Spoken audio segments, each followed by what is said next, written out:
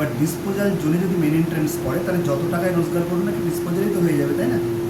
কোনো কিছু আপনার পজিটিভ আসছে না বাড়িতে, কারণ আপনার শরীরে যেমন মুখে যদি আপনি খারাপ খাবার খান বডিতেও প্রবলেম হয়ে যাবে, তো গোটা বাড়িটা প্রবলেম হয়ে গেছে এই প্রবেশদ্বারের জন্য।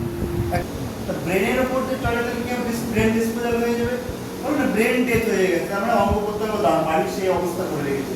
তার মানে যা ডিসিশন আপনি নেবেন না কেন ভুল হবে আপনার ছেলে ব্রেন গ্রোথ হবে না, পড়াশোনা হবে না, বৃহস্পতি গ্রহ সমস্যায় পড়বে, কোনো রকম আপনার নতুন যে অপরচুনিটি সেটা আসবে না, হেলথ সাথে চাইবে না। তো এতগুলো প্রবলেম আপনি টয়লেটের জন্য করলেন, এটা তো কোনো মতেই আপনার, এটা আজকাল একটা সাধারণ লোকও জানে যে নর্থ ইস্টে টয়লেট করা যায় না। তা সেক্ষেত্রে আপনার তো আগে সব থেকে এটাকে বন্ধ করা উচিত ছিল, তাই না? আর এগুলো তো বাড়ির মেয়ে মানে যারা মেয়েরা থাকে তারা বিশেষ করে একটু বেশি করে মানে আপনার যেমন ব্রেন কিন্তু বাড়িরও ব্রেন হচ্ছে নর্থ ইস্ট, আবার সেখানে আবার কাটিংও রয়েছে আপনার হালকা করে। দুটো সমস্যা হয়ে গেছে এখানে, আপনি যত টাকায় আপনার থাকুক না কেন লস হয়ে যাবে, আপনার বুদ্ধি কাজ করবে না, সঠিক ডিসিশন নিতে পারবেন না, পিছিয়ে পড়বেন বুদ্ধি করে।